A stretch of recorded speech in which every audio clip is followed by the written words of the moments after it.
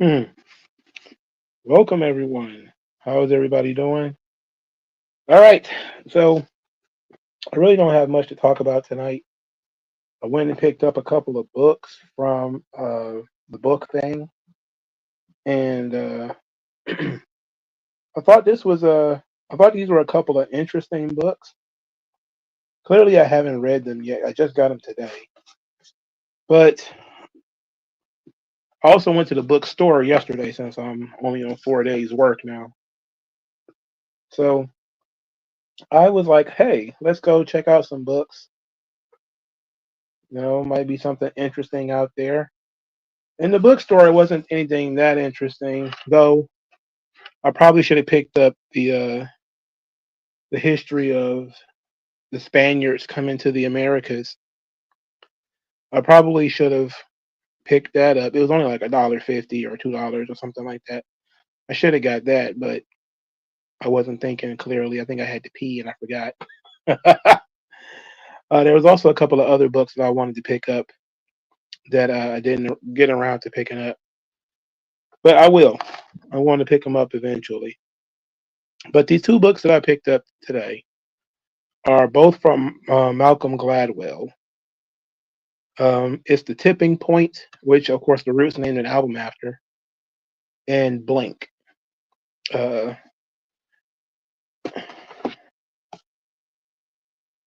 so I'm probably going to end up reading these eventually. I was also going to pick up a book I'm just going to download off the archive, or probably just read it on archives or whatever. Eventually, as a matter of fact, I don't think I can do that.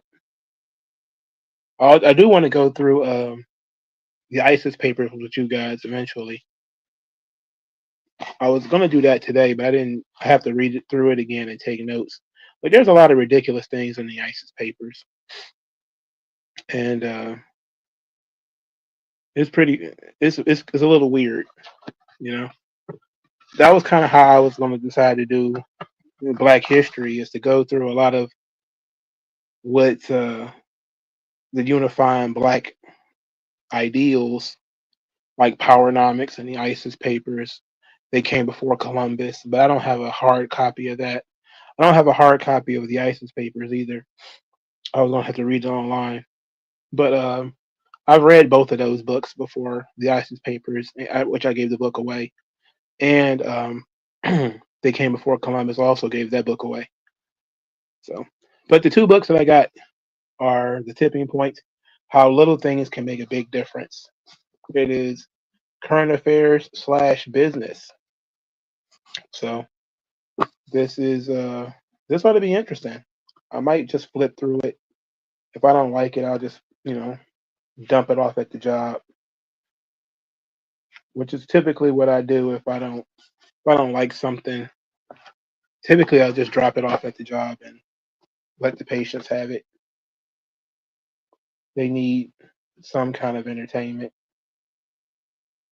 but it looks like they might be interesting. I might get something out of them, but it wasn't much. It was slim pickings at the place, if we're being honest. And it's super cold outside. It was pretty stupid. Any books from Dr. Carol Swain? Nope. Nope. Nope. Nope. I barely even read that woman's tweets, let alone read her books. I do want to get through the new Jim Crow too by Michelle Alexander, because I do like that book. Um, but I don't think we're going to have enough time in the month for that. I did read.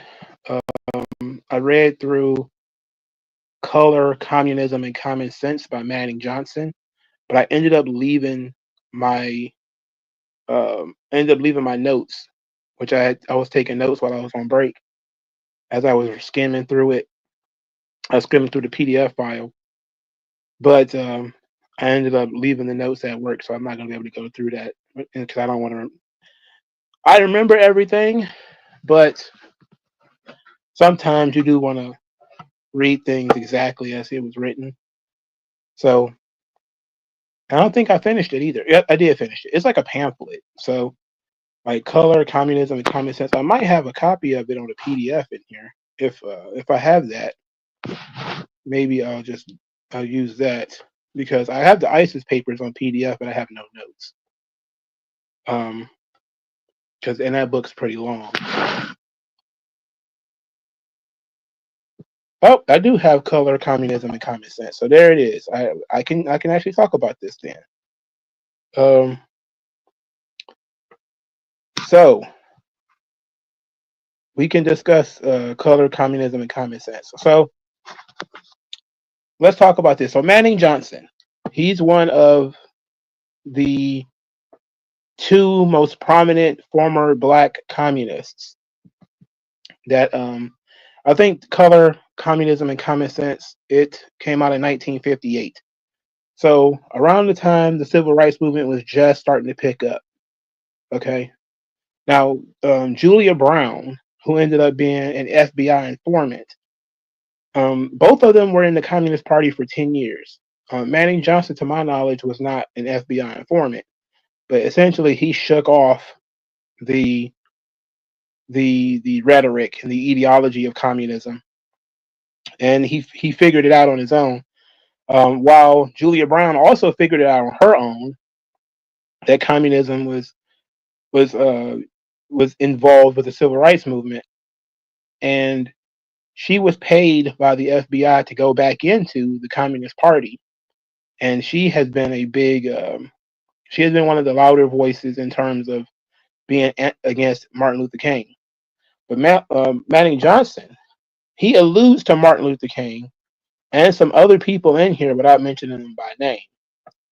But there's some really interesting things here because they both were involved with the Communist Party for 10 years, and most people have never heard of these folks, which is really sad. They've never heard of these guys because you're taught that communism is necessarily a good thing.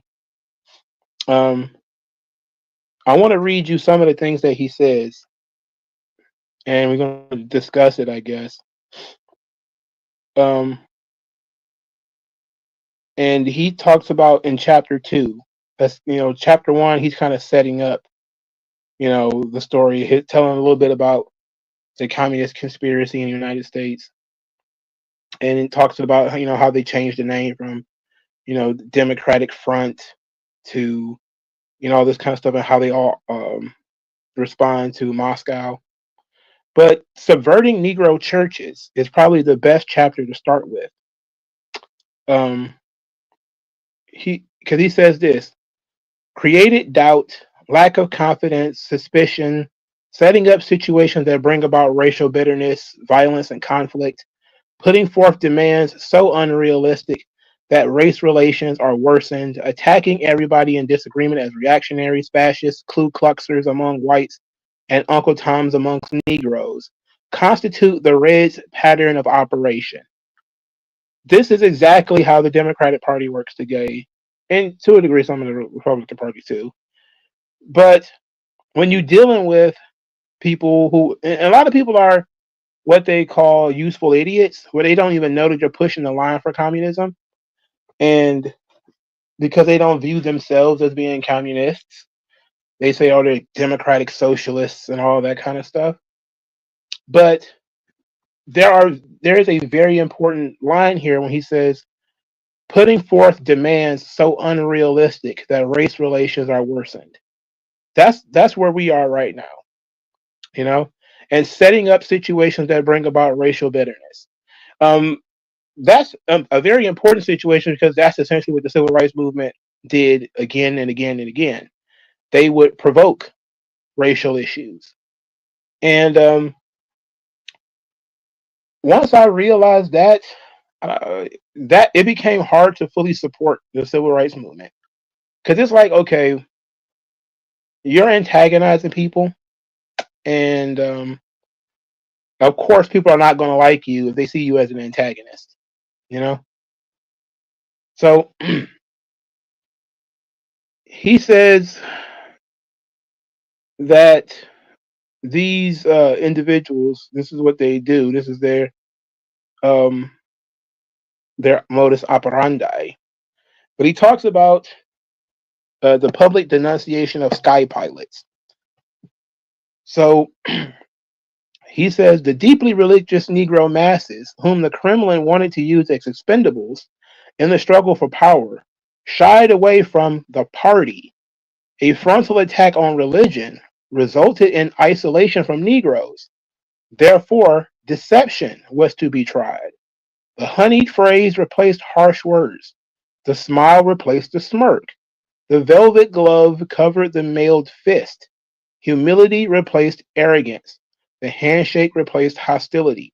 All that was distasteful and wicked in the past was to be forgotten in the face of, quote, a need for a common front against the white oppressors. So, knowing that black people are religious, they decided that they would not push, which is a core tenet of communism, which is atheism. They would instead use your religion against you. Now, this becomes important because what was this last week? Kendrick Lamar was given like 5 Grammys, right? And there's a video which I retweeted where Kendrick Lamar is wearing a crown of thorns while saying, God, what he said, something about women's rights. They judged you, they judged Christ. And it's supposed to be like some kind of hymn for abortion. And I would imagine Kendrick Lamar doesn't think that he's a communist. But why is he using Christianity to push things like trans issues and abortion? Well, because even though we are in a more what's the word I'm looking for? Non-religious, let's say, secular, that's the word. A secular society. We are in a situation where if he came out just saying he's an atheist, a few people would not have listened to him. So he puts on a crown of thorns, pretends to be like oh, this whole follower of Jesus and everything, and yet talking about his uncle is his auntie is a man, and they judge the women who have abortions like they judged Christ, and it's very bizarre. We know that Al Sharpton and Jesse Jackson and tons of others, they're just the most obvious ones, have called themselves reverends while never quoting the Bible, or they'll speak in generalities about what's in the Bible. They don't really actually teach from the Bible. In fact, I don't think they have any church homes at all. And they use it mostly to push politics. This comes straight from the communist playbook. This becomes a big issue in South America, where a lot of these socialist revolts and led to a lot of people getting massacred actually happened due to socialist priests who were pushing the quote-unquote social gospel and the gospel of quote-unquote social justice. I forget what the name of the priest was. I think was it Ecuador or Bolivia or something like that. He led to a bunch of people to getting shot down. So a lot of these people have no idea. They get wrapped up in a lot of the fluffiness of what Christianity is about, loving thy brother and all this kind of stuff. And then they allow that to be subverted with communist rhetoric. AJ3 says Jamal Bryant is the next MLK. He's trying to boycott Target. Yeah, you got this guy outside of Target. You got Al Sharpton outside of Costco. I don't see how these companies don't see this stuff as harassment. The idea that your private property or even in the front of it is now subject to people being outside of there chanting and marching and blocking and saying negative things about your company. I don't see how that's just not harassment, but whatever. Here's another angle. He says white ministers acting as missionaries. White ministers acting as missionaries, using the race angle as bait, added aided in the cultivation of Negro ministers for work in the red solar system of organizations, bribery through gifts, paid lectures, flattery through long applause at staged rallies, favorable mention in the red controlled press were not the only methods employed to corrupt the Negro ministers. The use of sex and perversion as a means of political blackmail was an accepted red tactic. Again, you talk about Martin Luther King, you see all of this, right? You see every bit of this. He had a chauffeur for some reason. You know, he used to always get these really long applauses at rallies. You know, the media loves Martin Luther King. You know, and it is alleged that he engaged in a lot of perversion. That's just alleged. We can't prove that. So let's not beat him up too much about, the sexual perversions. But this is true. One of the major things with Jesse Jackson was that Jesse Jackson was anti-abortion at one point in time, right? And he actually changed to being pro-abortion when he decided to run for president. Why do you think that is? Why would he change? Why would he, a Negro minister from the 1950s, the 60s, why would he flip from being anti-abortion to being pro-abortion just to run for president? That should tell you, and this happened in the 80s. Most people don't even realize that Jesse Jackson been around that long.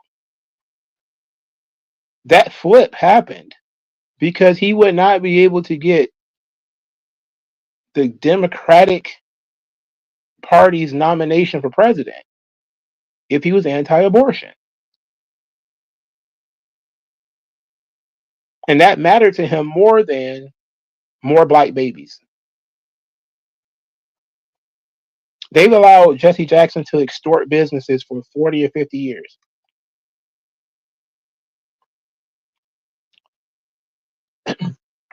What you see a lot of is bribery through gifts and paid lectures. Now, the gifts can be anything, right?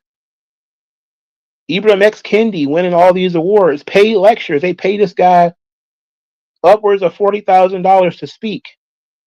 This is a guy who, if you actually press him, he never, talked to people who would disagree with him, because the moment you press him on any of his ideas, it just falls apart.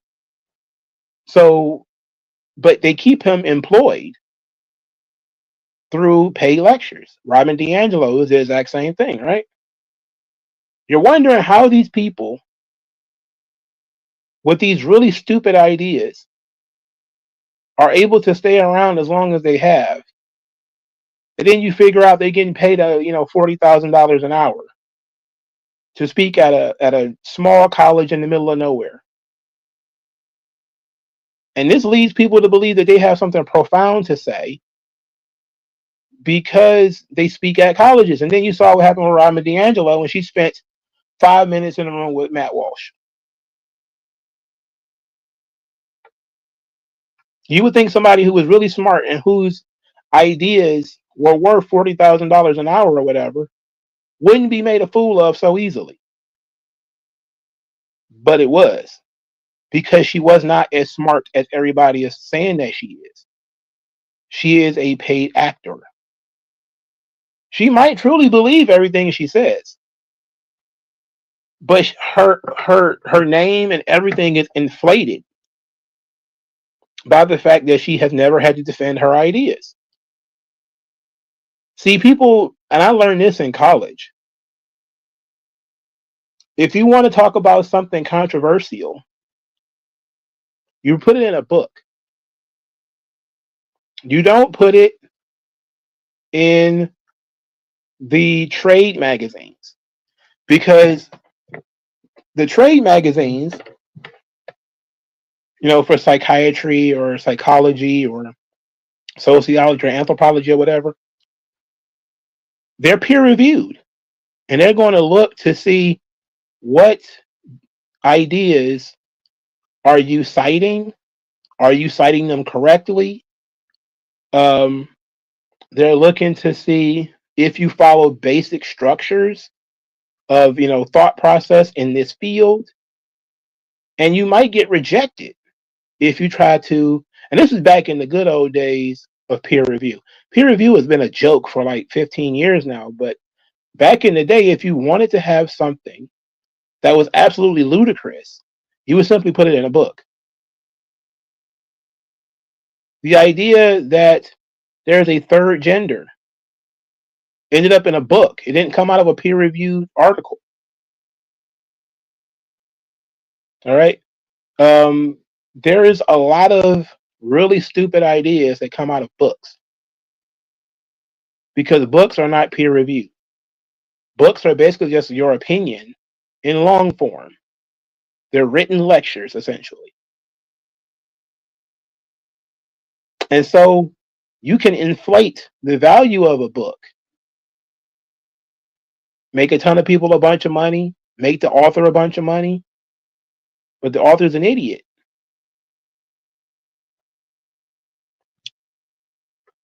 I'll try to find another one. He said, the bulk of Negro church members are in the South. They live by the good book. Anyone against the good book is the devil. There is no in between. The red carpetbaggers discovered this when they touched the Negro's religion.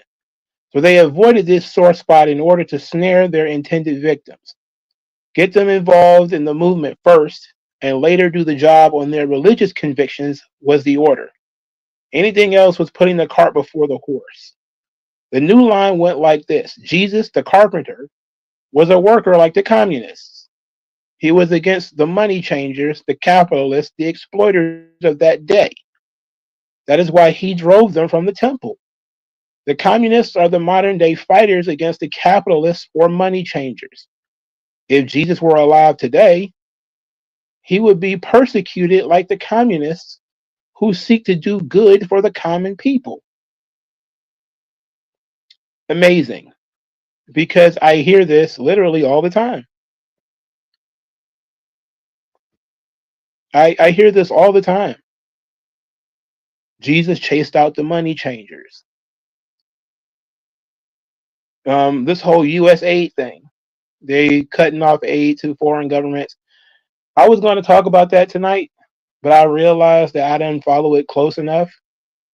And plus, there's people who are turning their entire channel into the U.S. aid thing. I don't want to do that.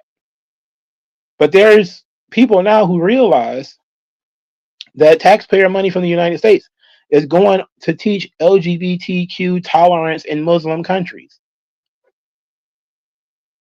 to try to cure HIV/AIDS in Africa and all this kind of other stuff. And you're like, what the hell is going on here? Well, if you try to argue against doing all this stuff, they'll just say, you're not being Christ-like.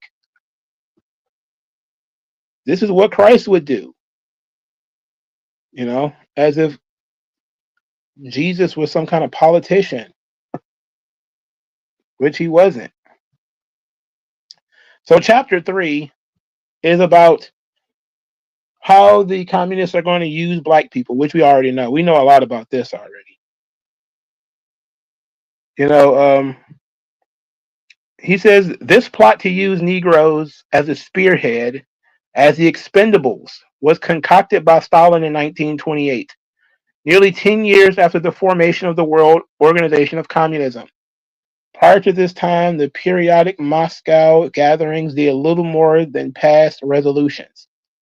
Any credit for the change belongs in the main to a handful of Negro lickspittles like James W. Ford, Harry Haywood, Otto Hall, Lovett Fort Whitman, and Otto Weiswood, to name a few. They were the ones who again and again begged their masters in Moscow to force the white leaders of the Communist Party in the United States to organize and use Negroes. They were the ones who got in on the ground floor of the conspiracy. They are the ones that history may well record as the political Uncle Toms who plotted with a diabolical alien power the moral decay, physical slavery, and spiritual death of their own race. I don't know anything about these people, James Ford, Harry Haywood, Otto Hall. I never really thought to look them up. But it's typical of black people in general, right? They just want to be involved. They just want to be down with what you're going through. Of course.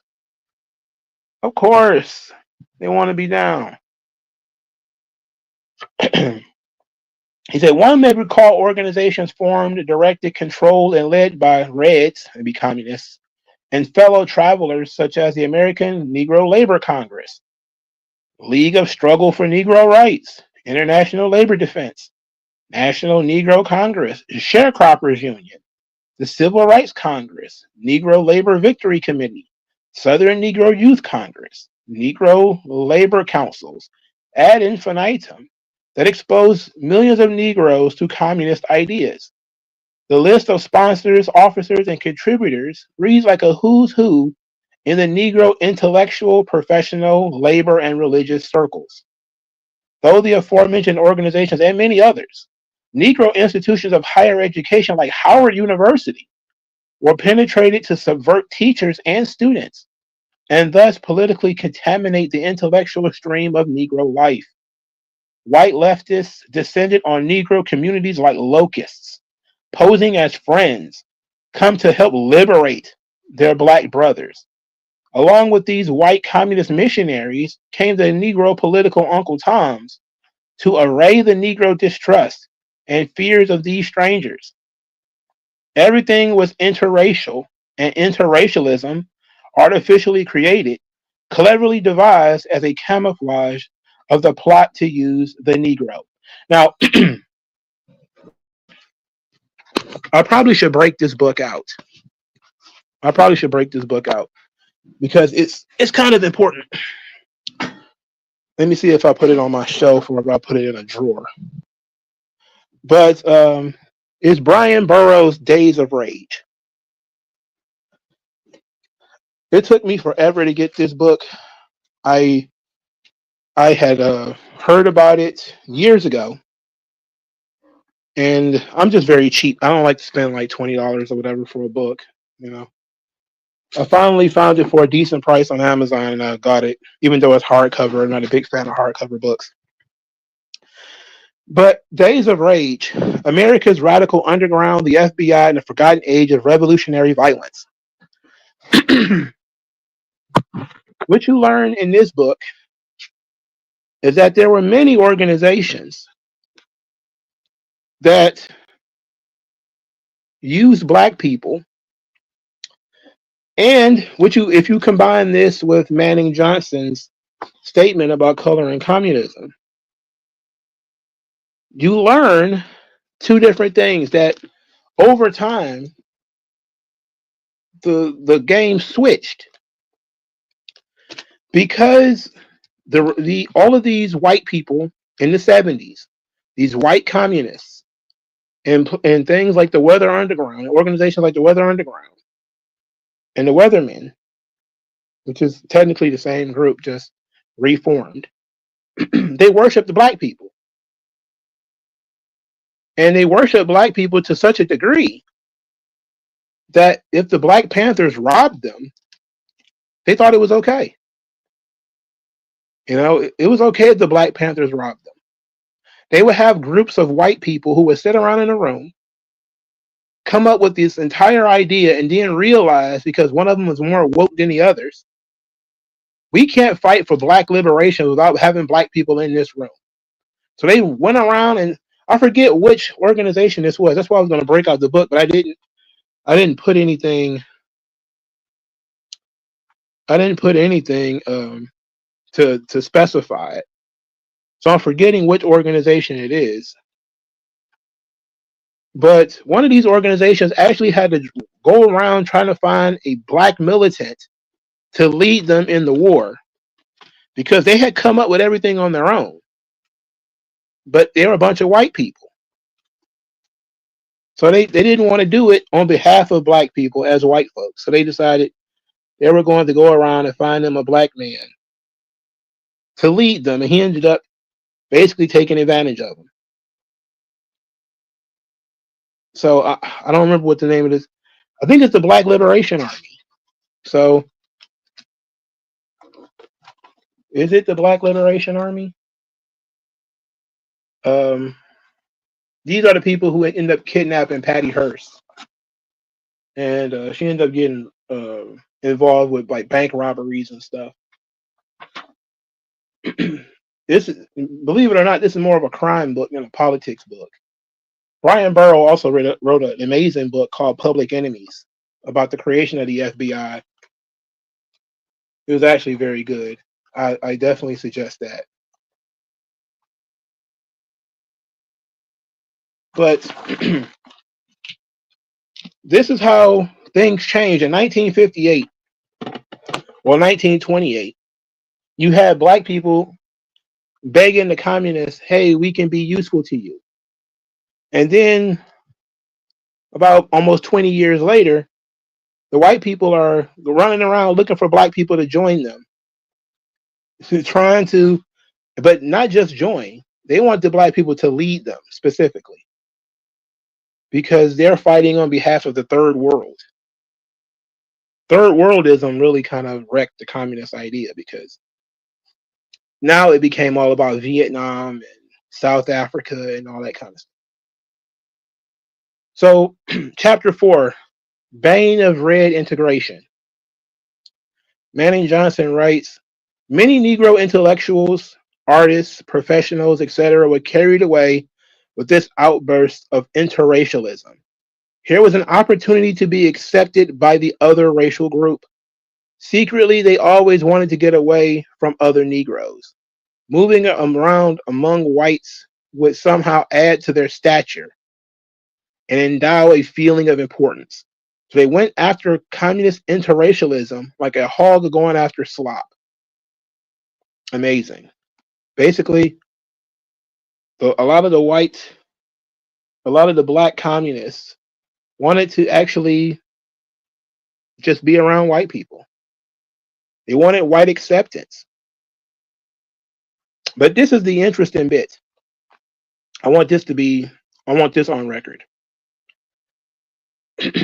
He says there are numerous examples of the harmful and deadening effect of communist interracialism, which he put integration in a bracket, on any proposal for constructive Negro projects. Of these examples, I will cite a few. Then he talks about Harlem Hospital in the 1930s, that's called a butcher shop. And individuals wanted to start up a Negro hospital. He said the communists were not interested in a Negro hospital founded by Negroes and redounding to their credit. Such a project would take away a key issue in racial agitation and radicalization and isolate the Reds. So they acted swiftly and decisively through their Negro intellectual tools in the community to kill the project. This is what they do all day, every day, right? Black Lives Matter. How much money did they absorb from white liberals, corporations? And you think with the billions of dollars that they siphoned off of the American economy and bleeding heart liberals and all other kinds of people, they got in lawsuits and stuff, that they would build schools, they would build factories, and they would put black people to work. No, they did not do any of that. All that money went into bailing out rioters and buying mansions for themselves. An untold number of Black Lives Matter leaders, I guess you could put in quotations, ended up committing fraud. Because it's not about solving a problem, it's about agitation. That's the job. The job is to agit prop, to make everything worse and worse and worse. NAACP for years. Urban League. existed for years. All these organizations have endowments. They make tons of money. They don't own any schools. They have not started any manufacturing bases in any of the cities that they operate in. When you talk about what's the legacy of the civil rights movement, it's a whole lot of talk. They had this law passed. Here it is 50 or 60 years later. You people still saying that the law didn't work. Why didn't you open a school? Why didn't you open a factory? Something that might have stood for 20 years and allowed people to be independent of the white supremacist system or whatever the fuck. That's not what you wanted. What you want to do is grift off the issue. You want to make money. You don't want to solve the problem. Here was another one. It says, a well-known Negro real estate man called together a group of prominent Negro intellectuals and professionals for the purpose of launching a Negro housing development through the purchase of land and home construction. Such a project, he argued, would go a long way in showing other races that Negroes can build ideal communities and maintain standards second to none. He had maps showing fine locations that even from a land purchase angle proved that it was a good investment. But he couldn't get to first base. Why? Because they were setting up, quote, Negro communities. That is, quote, segregating ourselves. Quote, they, he said, quote, were all for integration in white communities. That is the agitprop. The idea isn't for black people to live well. It is to always compare black people and white people. Now, this whole thing became gender-based pretty recently, when they started trying to put girls in the Boy Scouts, put girls in boys' fraternities, and the whole idea, and even in both cases, by the way, the women's social organizations were doing just fine. The Girl Scouts have always been in better financial straits than the Boy Scouts. Female fraternities always have more money. Female fraternities, sororities, always have more money than the fraternities do. And yet, the administrators of colleges, the administrators and bureaucrats in the government were obsessed with forcing girls into boys' spaces. What was the reason for that? It wasn't because the girls didn't have their own spaces. They had their own spaces, and their spaces were better funded than the boys. The point of that was to agitate the boys, to use the girls as spies against the boys, to break up the boys' space. That was the point. And it killed the Boy Scouts. That's one of the reasons why the Boy Scouts, the pedophilia and all that kind of stuff added to it. But the fact that they started letting girls in the Boy Scouts defeated the purpose of the Boy Scouts. It also defeated the purpose of the Girl Scouts.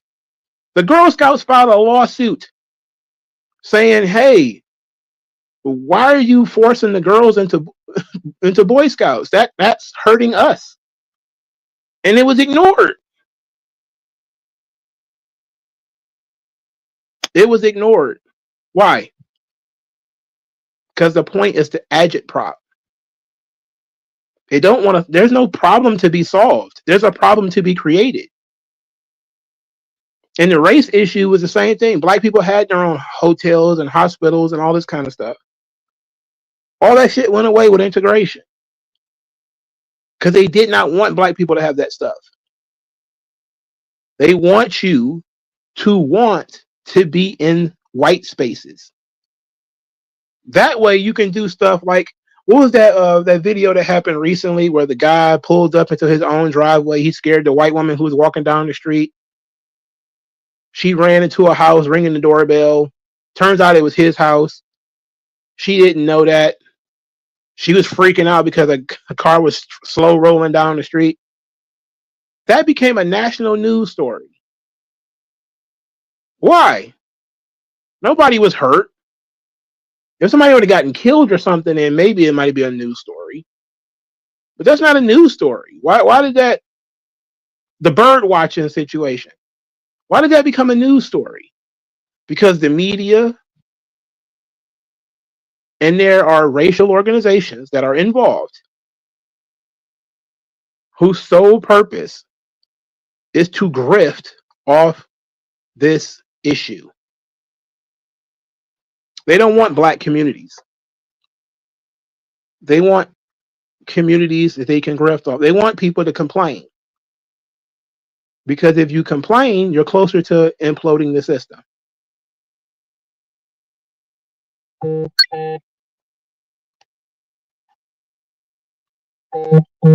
That's what they want. And it doesn't make any sense. How could you have all these people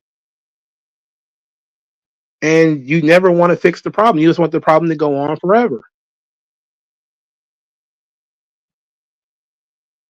White people made black people insufferable. You can say that again.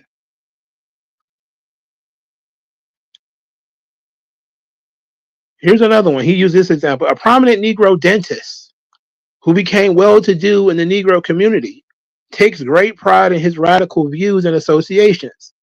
He purchased a home in a, quote, white neighborhood for $20,000.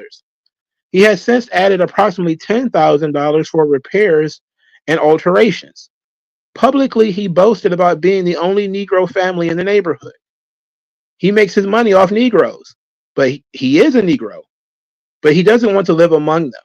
To him, the mark of success is a good bank reserve and a home in a white neighborhood. His only fear is that his white neighbors will sell to other Negroes and move to another area. To him, and to so many of his ilk, the very thought of members of his own race replacing his newly found white neighbors gives him conniptions. So he's talking about, the white middle class wanting to get away from a lot of the Negroes. And you see there's a lot of this. I think that's more of a class issue. There's plenty of books like Our Kind of People, and though there's plenty of documentaries and stuff like that on this too, where Northern Negroes who might have had a little bit of money, after the Great Migration, the Great Migration would have been going on during this time, by the way, as a lot of families are moving from the South to try to escape Jim Crow to Chicago and to Detroit, Baltimore, out west to Oakland, etc. And it wasn't exactly a good thing because the black people who were there were different. And here come your country cousin walking around barefoot, spitting sunflower seeds on the lawn, and you're like, ugh. You see yourself as a completely different. It's not racial at that point, it's class based. But the idea is the same. Right? He says Negro integrationists can be placed into three groups. Those who seek acceptance in the white communities only for themselves to complete exclusion of other Negroes. 2, those who are paid agents of unprincipled or racketeering white real estate men, exploiting the anxieties and fears of the white community to reap a financial bonanza. Basically, white people are going to sell their homes if Negroes move in. And that's going to mean more money for us in the real estate business, which it typically does. He says 3, those who are blockbusters, that is a Negro family for whom the communists or so-called progressives have either purchased or rented a home or an apartment with the full knowledge that its transfer is going to arouse social resentment. It's sick that people would do that, wouldn't it? But it happens. An organization is going to buy you a house in a white neighborhood for the sole purpose of making that neighborhood less than 100% white, and thus subjecting you to racism that they can then turn around and go to the media and say, yes, much like LeBron James, who magically had the word nigger written on his door, right? Pretty ridiculous. The communists try to exploit these national, racial, and religious differences in order to weaken, undermine, and subjugate America to Moscow. Like a serpent, they use guile to seduce each group. At no time have the communists even hinted or suggested to any group, other than the Negro, that their clannish or tendency to colonize a given area creates a ghetto or quarters.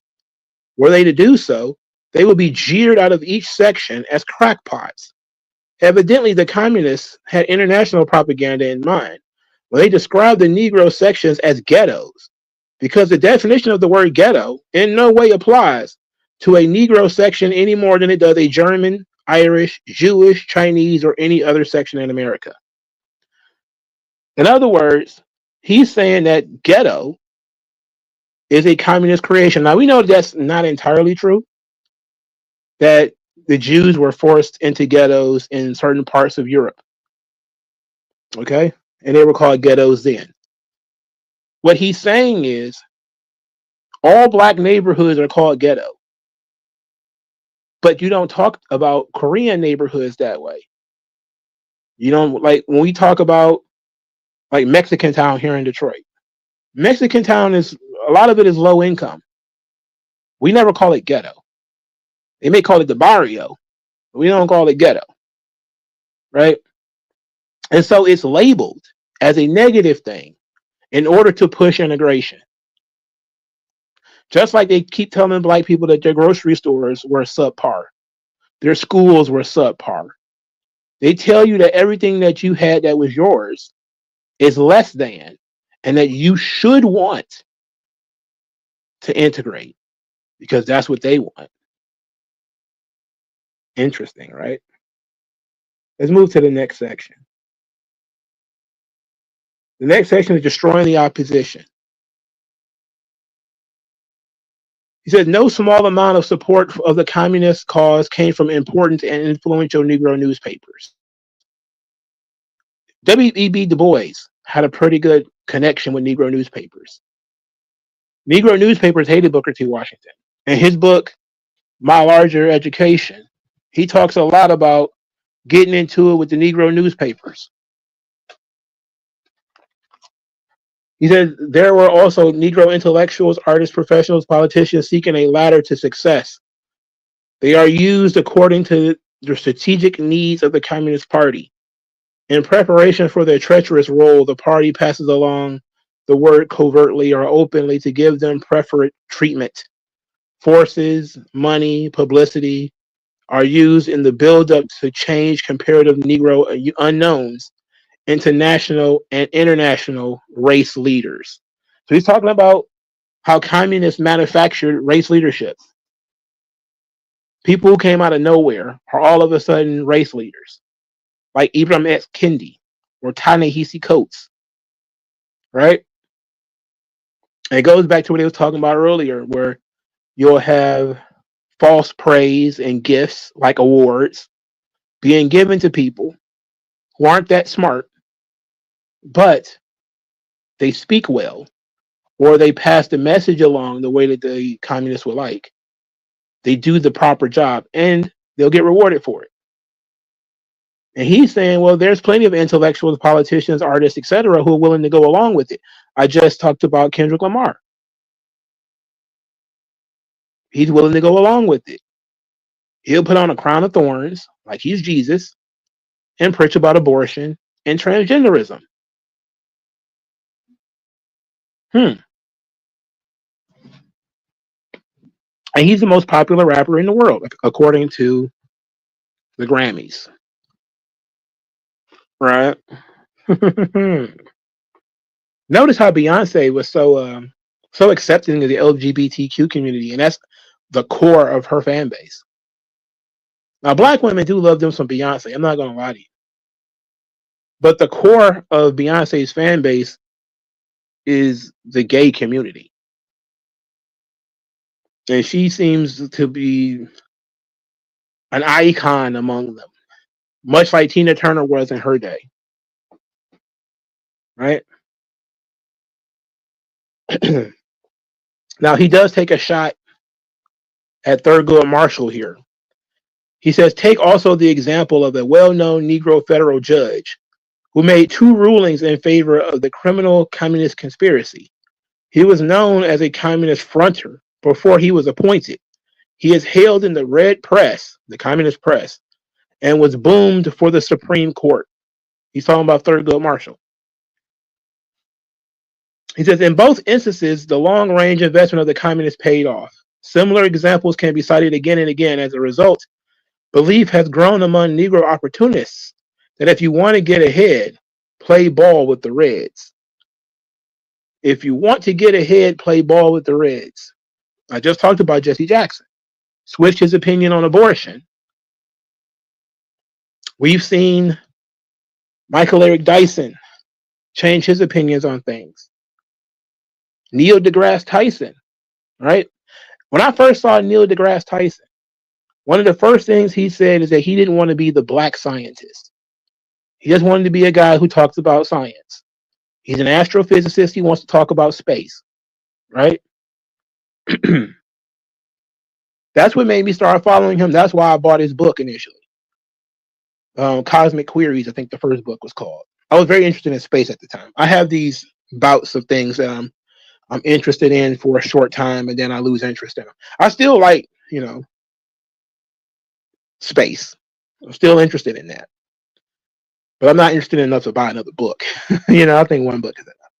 But when I first bought Neil deGrasse Tyson's book, it was off the strength that he did not want to be pigeonholed as being the black guy. And then Neil deGrasse Tyson got jammed up in a Me Too case. And they started giving him a TV show. Now, all of a sudden, his Star Talk podcast turned into, hey, men can be women. There's a third gender.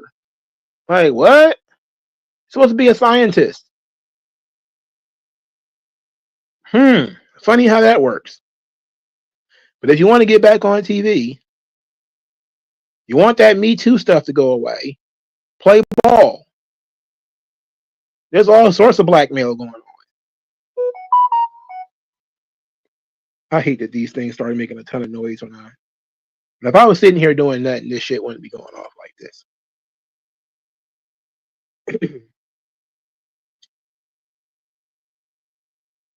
Let's try to find another quote here. He says, loyalty is placed first because the Communist Party leaders demand the loyalty to the party be placed above and before everything, and that includes race, relatives, family, and loved ones. It entails a complete surrender of the will to the communist hierarchy, a willingness to do anything, go anywhere, and say anything you are told is a condition of communist leadership. Out of the fires of such exacting indoctrination and training have come the treacherous Negro communist leaders who serve faithfully their masters in the Kremlin.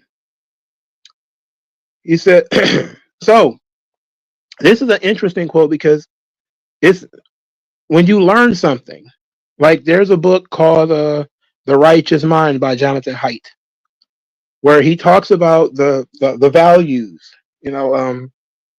I think the personality traits, I think it was. I'm forgetting what he actually called it, but there's like loyalty, security, sanctity, yada yada yada, right?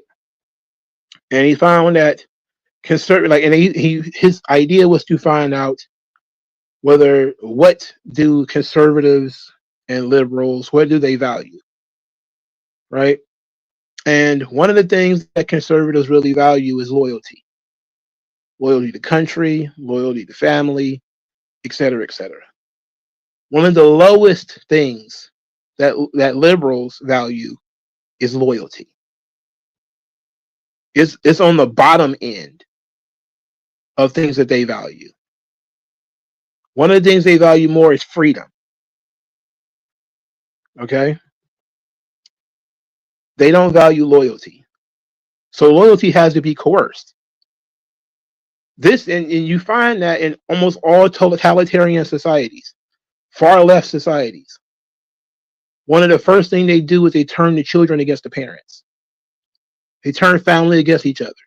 They turn neighbors against each other. They make you act in disloyal ways. They incentivize disloyalty. They just did this with the COVID crisis, right? They had people calling the police on their own neighbors. Oh no, Jim's outside smoking a cigarette. I want to call the cops. You can't go to Thanksgiving because you don't have your shots.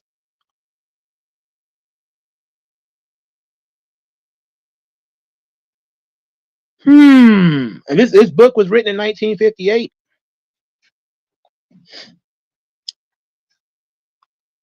I mean, so he's talking about the the switch of the word Uncle Tom. He says, in their usual diabolically clever way, the Reds took the name of a fine, sincere, and beloved character made famous in the greatest indictment of chattel slavery and transformed him into a dirty, low, sneaky, treacherous, groveling, sniveling coward. This is the Reds did in order to make the name Uncle Tom the symbol of social, economic, and political leprosy.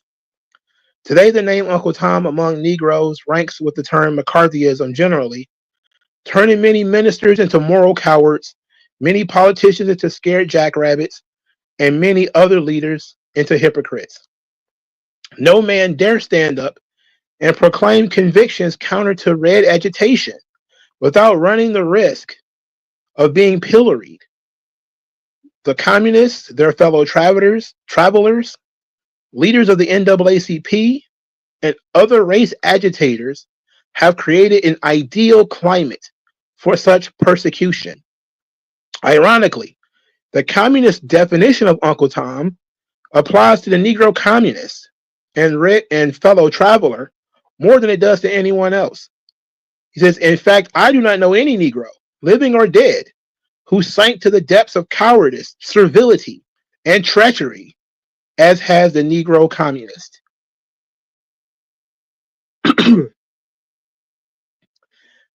This is exactly true. I was thinking about this when I saw that it happened. They had a father was in prison over January 6th because his son turned him in. And they thought this was a good thing, by the way. See, conservatives are disgusted by that kind of stuff. They are absolutely disgusted. They cannot, you would have to do something horrible in order for the conservatives to see turning your son in or turning your father into prison as being a good thing. But the liberals, the leftists, they celebrate it. They incentivize it. Again and again, you will see that they will say things like, don't invite your Trump supporting uncle to the cookout. Don't invite your Trump supporting brother to Thanksgiving dinner. All these sorts of disloyal bullshit things, which if you look at other societies, this kind of stuff doesn't happen. Right? Like, I remember seeing like some Japanese folks who were responding to tweets and ideas like that. And they say, like, why do Americans take politics so serious? I can't imagine not inviting my brother-in-law to dinner because he has different politics than me. Because average people all around the world are not that politically involved. Again, it's disagreements. But to the communist, a political disagreement is a personal affront. The personal is political, which also means inversely, the political is personal. So if you disagree with me, you must hate me. And this is how they behave. This is why they behave the way that they do. They think because you disagree with them that you hate them. And thus they treat you like an enemy. You must be barred from public spaces. And you must have your life ruined, if possible, because you dare to disagree. It's worse though when it's a friend or when it's family. and he absolutely will. They absolutely want people to do it. See what happened when Joe Biden, when he gave a pardon to his son. All the conservatives was like, well, it's his son. Some people were upset, but most people were like, you would pardon your son too, right? They understood. Oh, Biden's protecting his son. Okay, I would do the same thing. Me, some conservatives, people who wanted principles and that sort of stuff. They were like, no, you can't do that. But a lot of the conservatives were like, I'd do the same thing if I could. Because they value things like their family and loyalty to their family. And even though they understand, and they will even say out loud that the Joe Biden crime family, they understand that Joe Biden was protecting his family. And even though they don't like it, they understand it.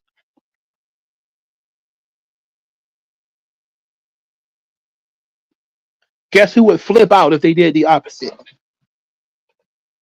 If Donald Trump had pardoned himself and his family, which he ended up pardoning all the January 6ers, right? It became he pardoned terrorists. He showed some loyalty to the people who rioted on his behalf, which conservatives wanted him to do.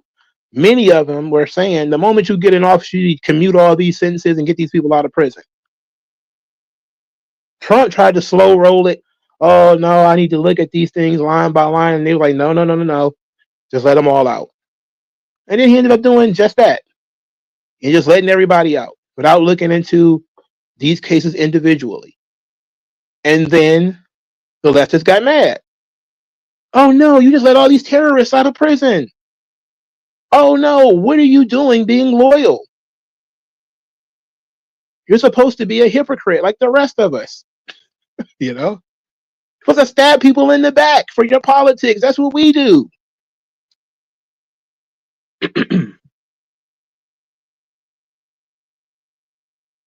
The real Uncle Tom's. This is chapter 6. It says, ironically, after more than 3 decades, the communists can't eliminate race prejudice from their own ranks. Pettis Perry's articles clearly show the centuries-old racial, national, social, economic, and political differences between peoples plague and bedevil the communist vanguard, despite indoctrination, training, discipline, and so forth. The human element resists the red straitjacket. Basically, he's saying that people are always going to dislike each other for various reasons. And this is the undoing of the Democratic Party in general, right? They all try to get on one accord and say, hey, gays, blacks, women, we all hate the white men. So we all need to bind together to hate white men. Completely ignoring that you pushing transgenderism is pissing off the black males. The black males and the black females aren't necessarily getting along. The illegal immigrants and the legal immigrants aren't getting along, regardless of whether they speak the same language or not. The Hispanics really don't like the illegal immigrants. Them and the Negroes don't like the illegal immigrants. Again, what he's saying here about the human element resisting the straitjacket, this is true. It keeps happening again and again because people have more than one bias. This is what I mean by discrimination. It is a human right. People have more than one prejudice. People have more than one prejudice. You make people choose between their prejudices. They're going to pick the one that's least offensive to them. There's plenty of people who voted for Trump that don't even like white people. But they voted for Trump because they hate gays. They voted for Trump because they want illegals gone. They don't like black people. There's quite a few people in the MAGA camp that don't like black people. But they hate illegal immigration. They hate communists. They might even be, some of them are communists themselves. They just don't know it. but there's something that they hate more on the other side, or something that they're sick of more, or there's something that they seek to get that is more important to them. This is where libertarians come in, because the libertarians are always having this issue with Trump. They're not sure how they should feel. And I say, like, man, when he's sitting here gutting all these public organizations and cutting all this spending, that's what I asked for. He's talking about destroying the Department of Education. That's what I wanted. That's absolutely what I'm here for that. But then he created that faith office with a female pastor. I'm like, what the fuck is he doing? He's talking about how he wants to control Gaza. I'm like, why? What are you doing? All in all, you got to take the bitter with the sweet. You know, there's some things that are going to happen that I like. There's some things that I don't like that are going to happen too. All right. Communists don't allow for freedom, though. They want everybody to follow the party line. You're supposed to hate who we told you to hate. And they do. Like, these people hate white males. But if they can partner up with white males and then agree to go their separate ways, which is kind of how black men and white men kind of function. This is what means the Nation of Islam, when they met the Ku Klux Klan, that's what they kind of agreed to. We hate each other, but we're going to sit here and have a conversation, because what we want more is for you to keep your people in line, we'll keep our people in line, and we'll stay separate. We agree on that. They were able to meet on the things that they agree upon. You don't only meet with people you agree with. You don't only meet with people that you like. When the Nation of Islam sat down with the Ku Klux Klan, the idea would be that the Nation of Islam would control the Negroes, and the Ku Klux Klan would control the whites. And the two should not cross paths, because they agree on so many things. They're against interracial marriage, for starters. They don't believe in integration. The white man thinks that the black people are lazy and poor and prone to crime, and the Nation of Islam believes the white man is the devil, literally. And they agreed to separate. You take your niggers and go that way. I'll take my honkies and go this way. They don't want that, though, because that would actually, one, solve the problem. If people did not and had the freedom to associate, then people would not end up in racial situations, because all their associations would be the kinds of people that they want to associate with. You only see these racisms and all this kind of stuff when people are forced together. Like, if somebody has like white friends, 9 times out of 10 they don't have a lot of racial issues. They may if they're the only black person, because then you have generally some white people who are ignorant of blacks, and so you'll have these minor racial issues. But usually they're pretty much overcome in conversation, or you'll see them as being a darker version of yourself. When I used to go to the mall out in Sterling Heights, I used to always see, the alternative black folks, the rings in the nose, black fingernail polish, listen to rock bands. They were black versions of white people. Did they probably have race issues? Maybe. They were likely minimal. Because why would race ever come up? They went to the same schools, listened to the same music, went to the same concerts, shopped at the same stores. Income level, if they went to the same schools and everything, is probably, the same. Why would there be any race issues?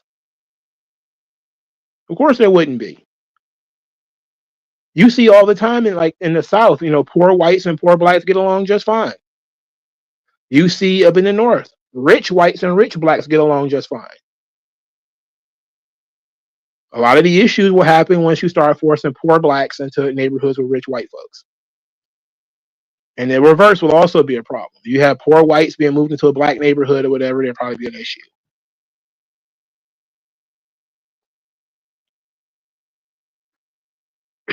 But they don't want the issue to be solved. They need victims too, because that's how you grift. You grift off the victims. Manning Johnson says, quote, "The top white communist leaders know that racial as well as other differences between peoples have existed over a long span of years and will continue to exist even after centuries of re-education under communist rule. They also know that these differences can be used to play race against race, nationality against nationality, class against class, and to advance the cause of communism. Posing as a friend of the Negro, they, under the guise of a campaign for Negro rights, set race against race in the cold-blooded struggle for power.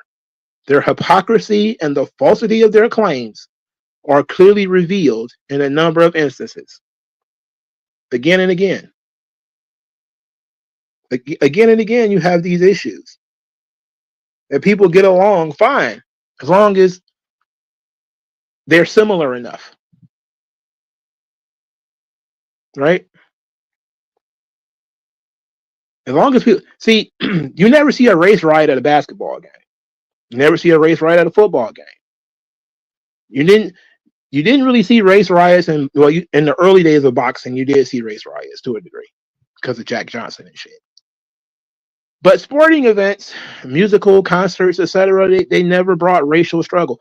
Usually, they had to be forcefully separated, and that's why, and if you ever saw like Ray, or you read like books on like old wrestling or old musicians, and they'll talk about how they played in front of a segregated audience. Usually, those places were not segregated because the people wanted them segregated. They were segregated because the government segregated them. That's different, right? That's different. Understand, the government saying that it must be segregated is a lot different from the people saying, I'm not going in there if there's Negroes in there. That's different.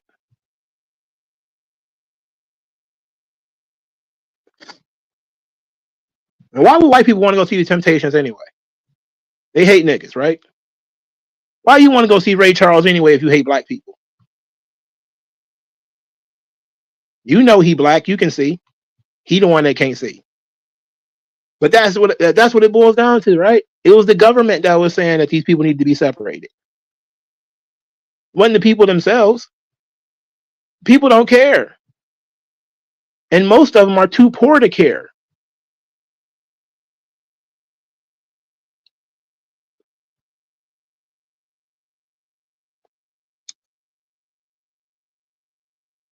Social equality for the Negro is a major slogan of the communists.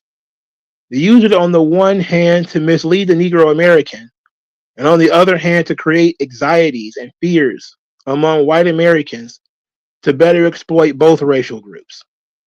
Ain't that the fucking truth? Ain't that the truth?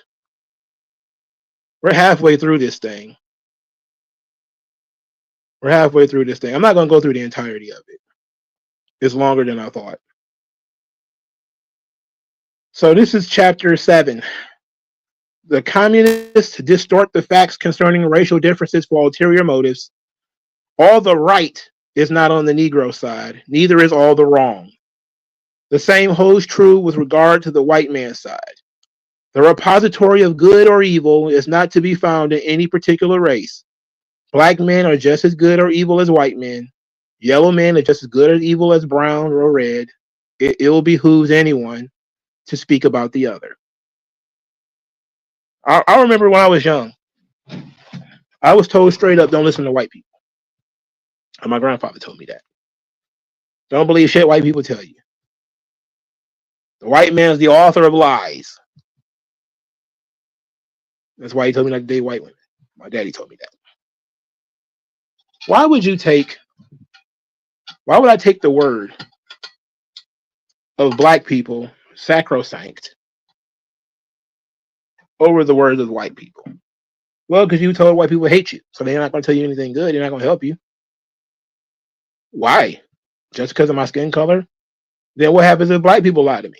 Well, they just lied. Well, that's weird, you know. But this is the world that we operate in now, and they have extrapolated this to such a degree that in the universities, if you quote white males, they'll say, "What you don't read women of color? You couldn't read the book of an LGBTQ author. You had to listen to a straight white male author." In other words, one person is always lying. The other person is always telling the truth. And this is based off groups. This is not based off individuals. So you're taught that somebody is lying just because of the color of their skin or their sexuality or their gender, which makes no sense because you almost always end up in a situation where you agree with a lot or learn a lot from somebody for whom you would usually disagree. For me, I usually don't listen to homosexuals. I mean, it's just, I don't go out and stock my shelf with books written by homosexuals. That's not on purpose. It just doesn't happen. But when I heard that Jack Donovan is a homosexual, I just didn't care. I'm like, oh, okay, he wrote some pretty good books. You know, I like some of his readings. Yes, some of it is very weird. Yes, some of it comes across like he doesn't like black people too much. But overall, I like his approach to masculine conversations. Okay, I don't have to agree with him on everything. And the fact that he's white and gay, it doesn't matter. All right? But that's how you put your prejudices aside.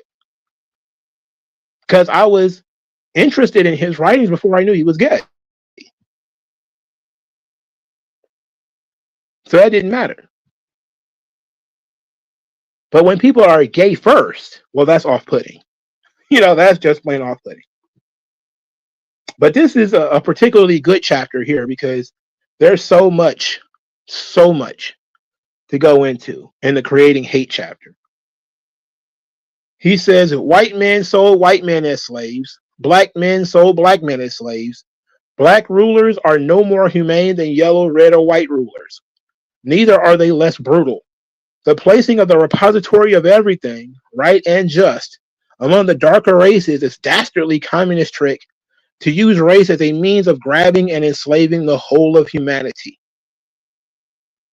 Says Moscow's Negro tools in the excitement of racial warfare place all the ills of the Negro at the door of the white leaders of America. There are no white leaders of America, by the way. Capitalism and imperialism are made symbols of oppressive white rule in keeping with instructions from the Kremlin. To one familiar with red trickery, it is obvious that placing the blame for all the Negroes' ills at the door of the white leaders in America is to remove all responsibility from the Negro. This is one of the most important pieces of writing that has ever. This happened in 1958. He's telling you that the communists are trying to remove all responsibility from black people. Black people are not responsible for themselves. They're big children. And because they're giant fucking children, you need to take care of them. They're innocent. Or as Sean Fitzgerald, aka the actual Justice Warrior, says, you're innocent baby angels, Aladdins. You're just stealing to feed your starving family. He said this tends to make the Negro, 1, feel sorry for himself, 2, blame others for his failures, 3, ignore the countless opportunities around him, 4, become jealous of the progress of other racial and national groups, 5, expect the white man to do everything for him, and 6, look for easy and quick solutions as a substitute for the harsh realities of the competitive struggle to get ahead. Motherfucker, every single day, you're compounded with these things. A Negro feeling sorry for himself. A Negro blaming somebody else for his failures. A Negro ignoring opportunities around him.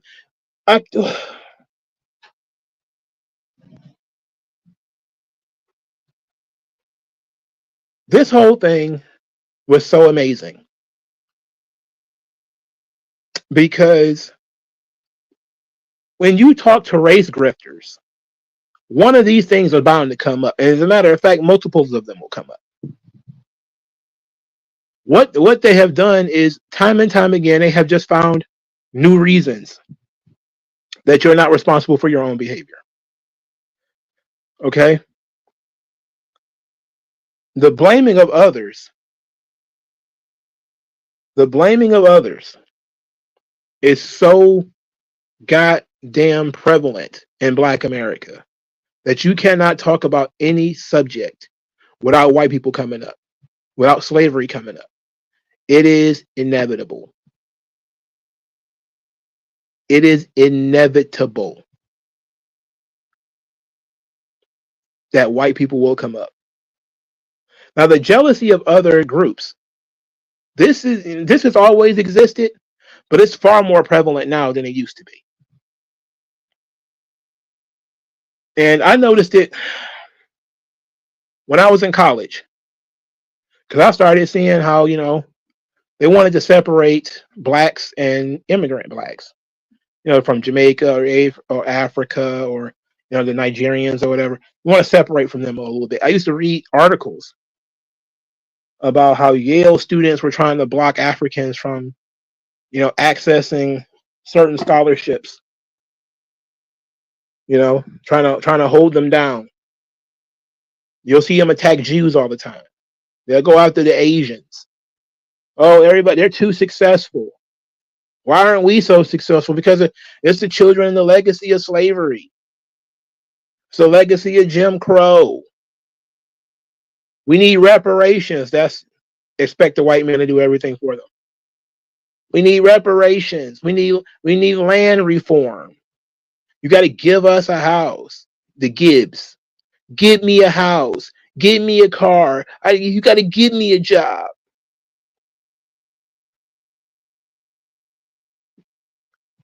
Sick. Now, the look for easy and quick solutions. This is crime. This is crime. But this also ties into C, or as I said, 3, which is ignoring the opportunities around you. When I used to work in a group home, and I work in a psych hospital now, when you talk to people who engage in a lot of criminal behavior, the first thing they try to use is racism, or they try to use their parents. Mom loves me, but Pop left me. It's hard to be drug free when Georgia probably won't give a nigga lights free.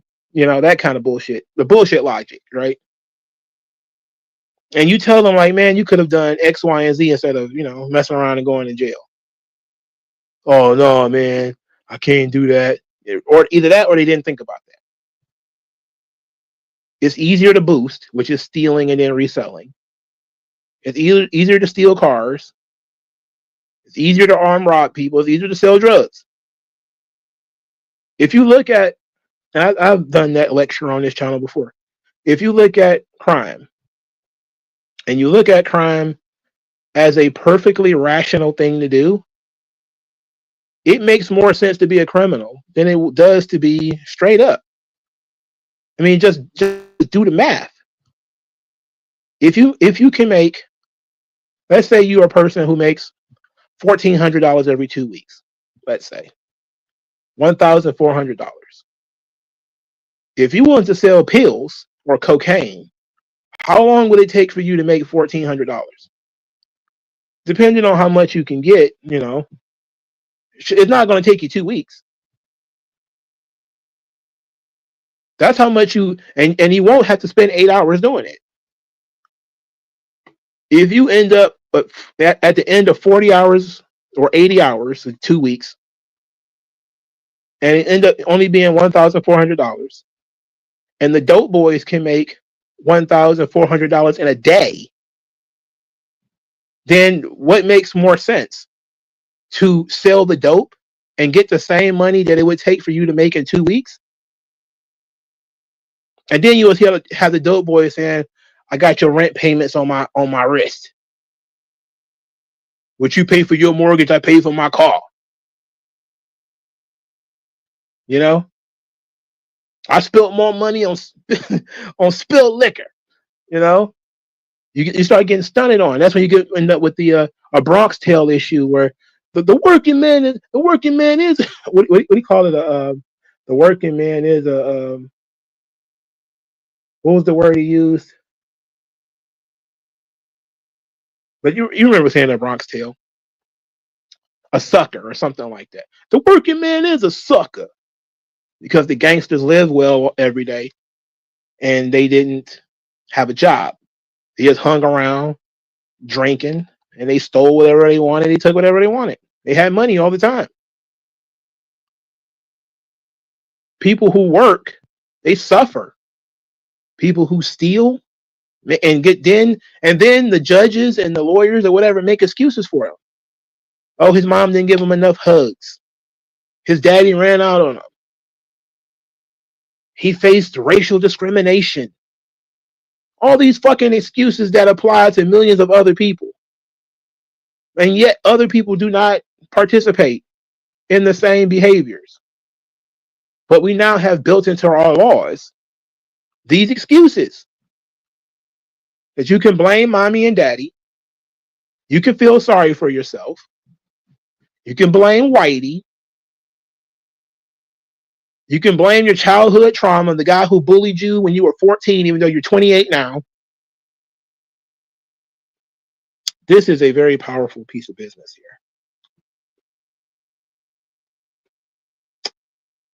He said, like the Communist Party, the NAACP has collected millions of dollars through exploitation of race issues. The bigger the race issue, the bigger the appeal and the bigger the contributions.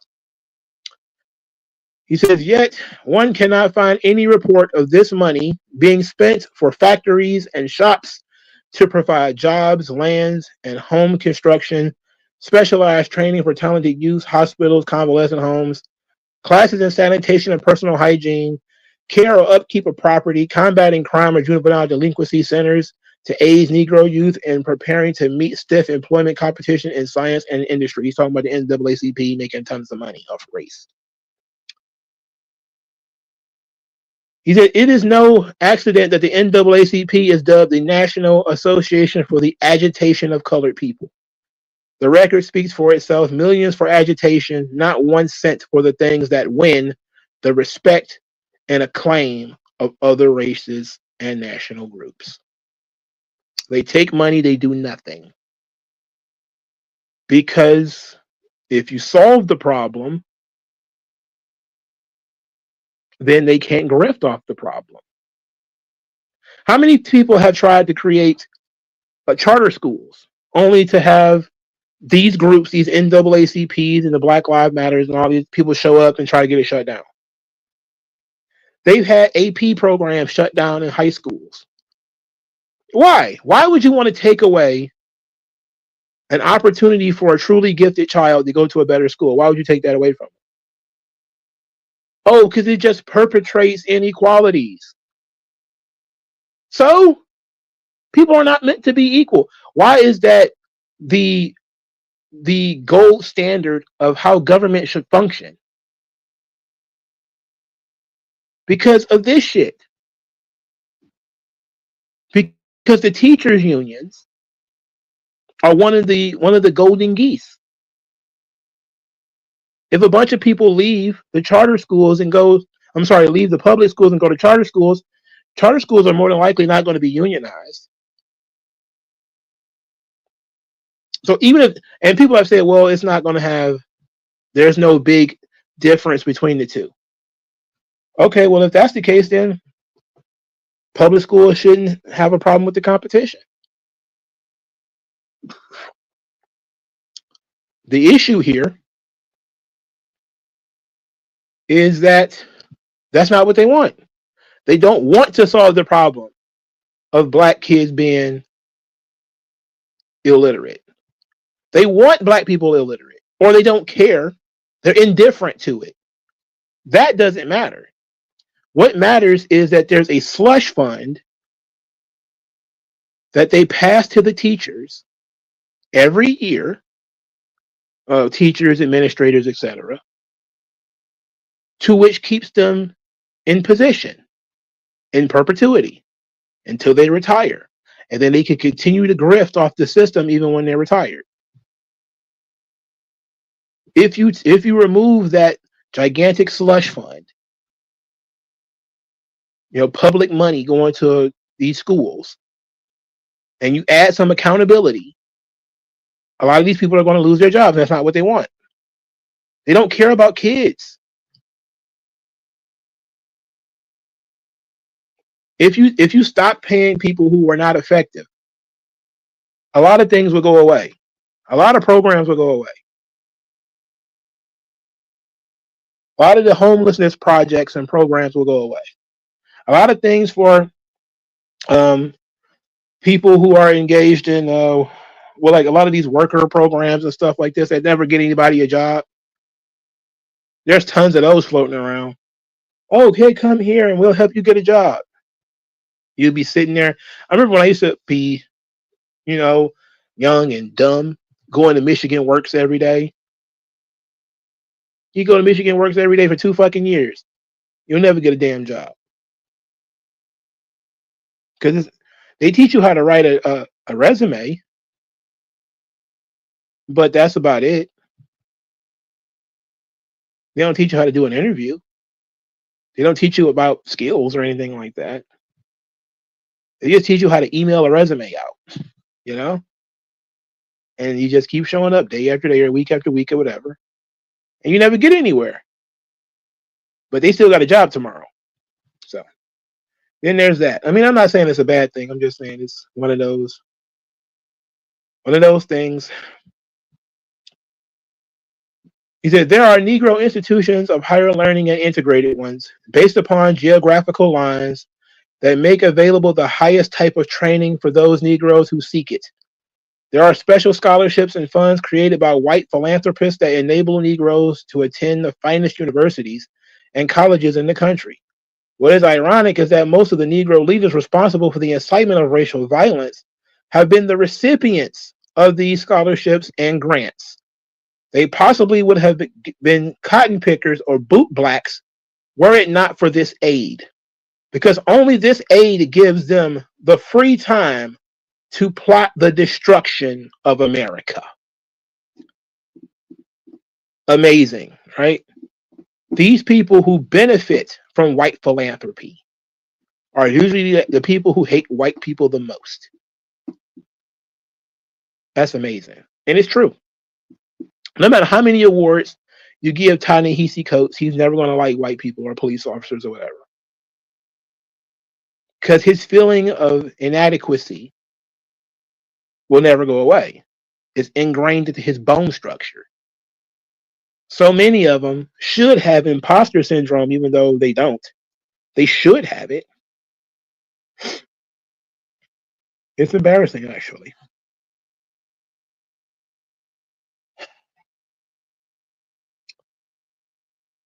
Let's stop right here. You stopped at chapter 8. Because I don't want to go through this entire book, but I suggest that if you don't feel like you need, like, it's a pamphlet, so it's like 68 pages or whatever, maybe 120 pages, not a long book. I definitely suggest getting a PDF file of it and reading through it. And I know I talk about communism a lot. But that's a chief issue of why I ended up on this side of the political aisle, is because I realized that you're just a shock troops for political agitators. You're the ones that don't benefit at all. Yeah, occasionally you'll get a Cornel West or a Michael Eric Dyson who become very successful pushing all this garbage. Occasionally. But the people who really, really benefit are the white folks, the white communists. They benefit a lot. they benefit a whole lot. They have been the chief beneficiaries of diversity, equity, and inclusion, have been white leftists, especially females and gays. They have been the chief benefactors of affirmative action.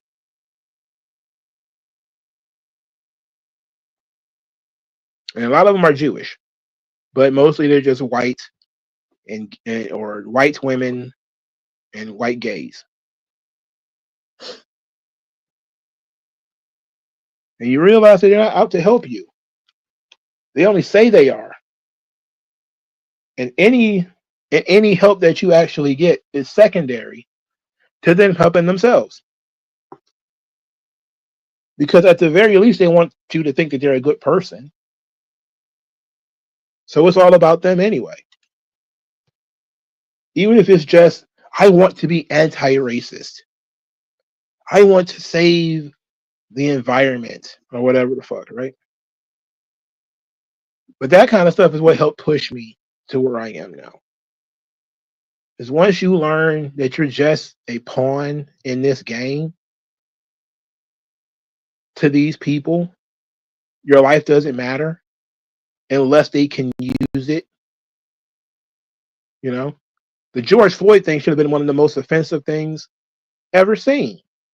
They're building statues to George Floyd while they're telling you that Clarence Thomas is one of the worst people in the world and he should be in prison. That's sick. The difference, George Floyd was a mewling drug addict who they can then turn around and turn into a hero because they can turn anybody into a hero with enough positive press and the pressure of politicians who went to his funeral and took a knee wearing kente cloths. Meanwhile, they want to lynch Clarence Thomas. They want to throw him in prison. There's black people running around here talking about how much they pro-black. They want to kill him. He ain't never did anything to these people except voted against some of the ideas that they proposed. Instead of just saying, man, why does this guy disagree with us? What's going on here? If he disagrees with me, the personal is political, therefore the political is personal, he must die. But George Floyd, high off fentanyl, oh my God, great guy. Even though his history does not state that at all. The same thing with this Michael Brown, hands up, don't shoot. Now, it's not always the case. I think Trayvon Martin was a unique situation. There are some unique situations in which we should probably have deeper discussions. But when you look at all the race agitation, usually they have picked the lowest of the low when it comes to black people that they want to lionize. And this is proof positive that they can make a hero out of anybody. Because they are in control and not you. This is how you have never heard of any black entrepreneur outside of entertainment. You know who Diddy is. You heard of Russell Simmons. Both of them got accused of rape, by the way. But black men who owned hotels and real estate, you never heard of them. Most of the black guy who started BET, most people had never heard of them. Black men who own newspapers, never heard of them. Black men who became successful mayors in major metropolitan cities or started their own towns, never heard of them. But you heard of, they made a movie for a 21-year-old armed robber who ended up getting shot in his sleep. I'm talking about Fred Hampton, one of the Black Panthers. They made a movie for him.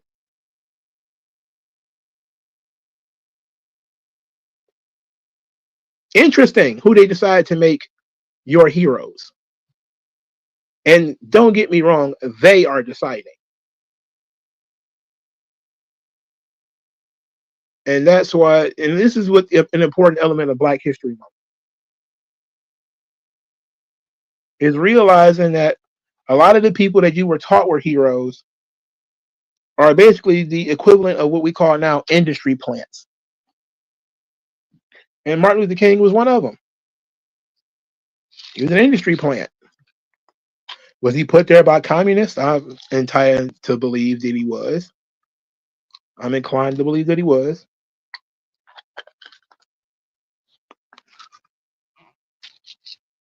A lot of them were.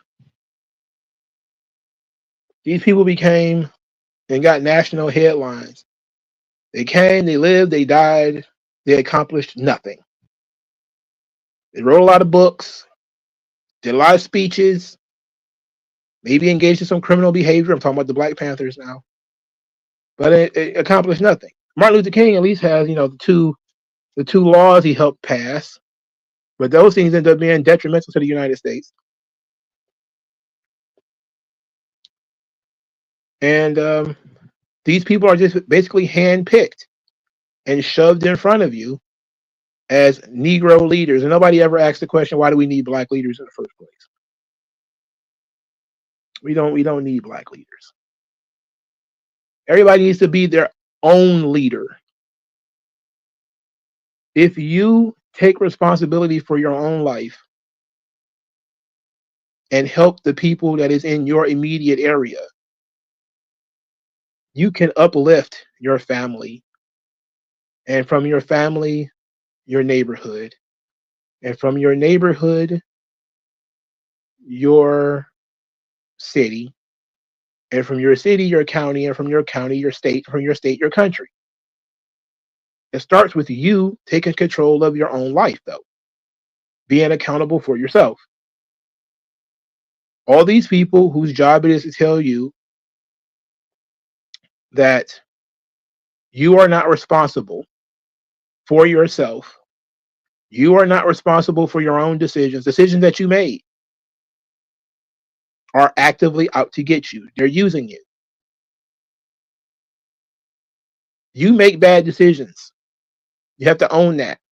Turn around, make better ones. Hopefully you survived. Make a better decision. But that's not what they want. They want to use you. So they want you to be upset so that you can go to the ballot box and keep voting for communists. So they can keep basically raiding the coffers of these cities that consistently end up bankrupt. The taxes keep increasing while the services just get worse. And they just get more power. And it gets to the point where it's like Chicago, where there's nothing you can say or do. You can stand up there and talk all the shit you want to Brandon Johnson. He ain't going nowhere, and he knows it. Chicago will likely never be a city that can be flipped. It doesn't matter how many times you prove that these people are corrupt, because it's corrupt through and through, from the local level up to the state. Illinois, Chicago, and New York are three most corrupt states in the country.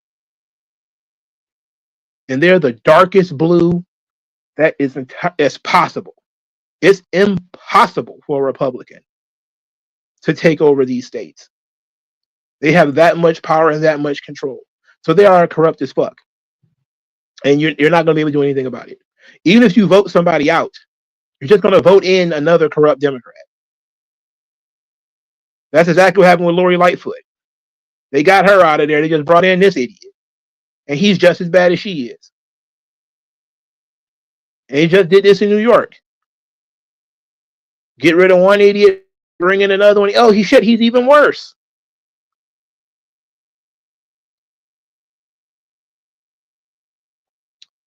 And that's because they have taught you to rely on the government and not to rely on yourself. And look, you can't do everything. That's just a fact. But you can do a lot more than you think. And if you get together with somebody else who is willing to take responsibility for themselves, you are able to take advantage of a lot of opportunities and make more opportunities for others.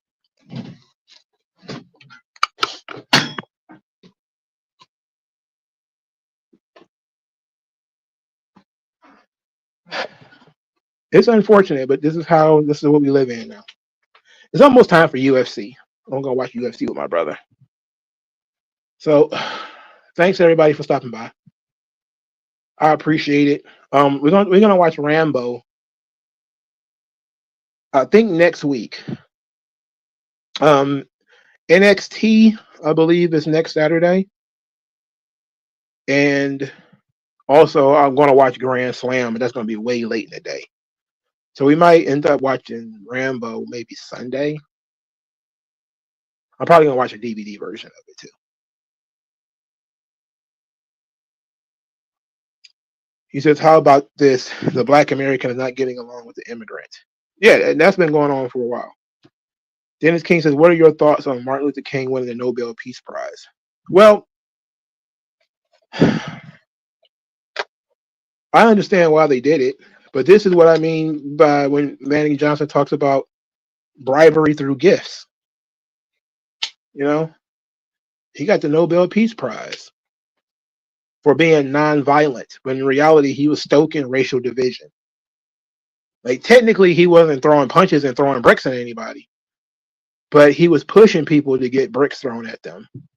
You know, but to me, I don't look at it as anything other than they were rewarding him for the job he was doing.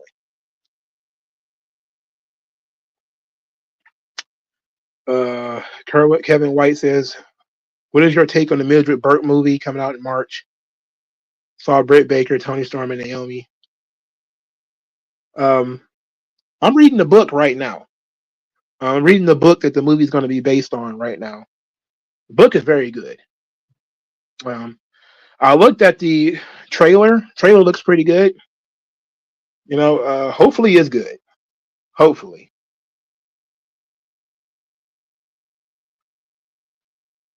He said, so basically communist socialism is alternative to white supremacy. No, it is white supremacy.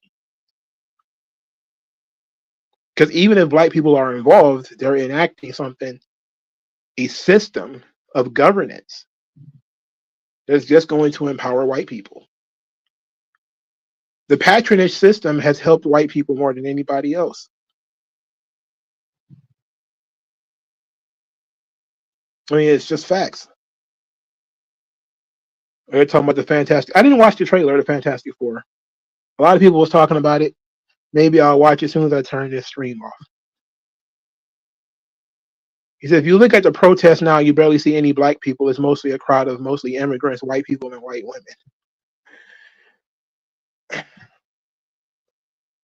I wouldn't be surprised if these people aren't paid protesters. Look, the thing is, you can't trust that these are legitimate movements, that these protests are legitimate. They've been busing people into these protests for decades. Decades. Where they load people up.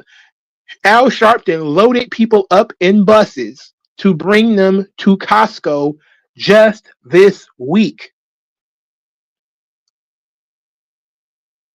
They have been pulling these really, really fake protests for decades. They've been busing people to protest for decades. So it's not the communities that are rioting. It is not the communities that are protesting.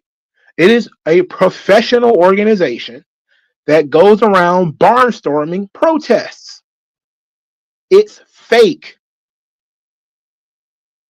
That's why it looks the way that it looks. That's why the outcomes are shitty. Because it's fake. It's fugazi. It's pseudo.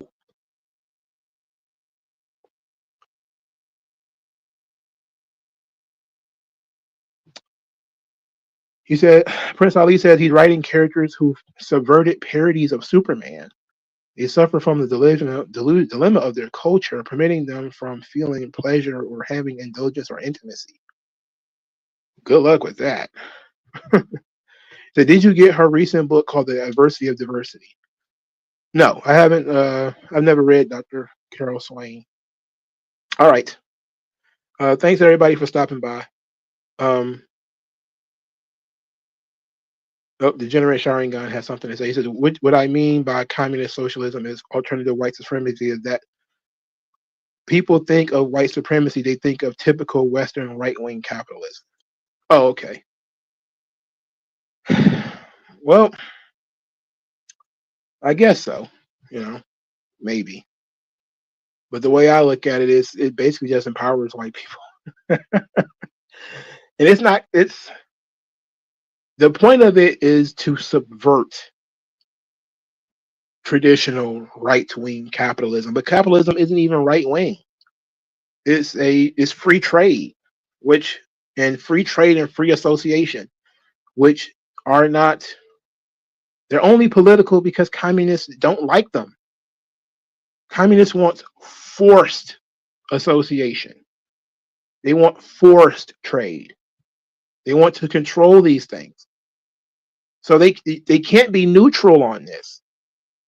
The idea that you can be neutral is anathema to what communists believe. This is why they agitprop. They agitprop because if you are neutral, they can't get power. If you're neutral and you're thinking rationally, they can't get no power, they can't get no control over the society. Thus, they cannot get any power and control over you. But if they can control the culture, they can control anything. They can get you fired from your job for what you tweeted. They can get you fired for your job because of what kind of shirt you're wearing. Because you asked to see some young lady's tattoo and you touched her arm without asking. That's all because of people controlling the culture. And they got that control by subverting everything from the legal system to the churches, to the fraternities and the sororities and the universities, and the government. And they did that under the guise of being inclusive and that everybody needs to be treated like equals. Now, every woman is your sister. Every woman is your mom, even though she's not.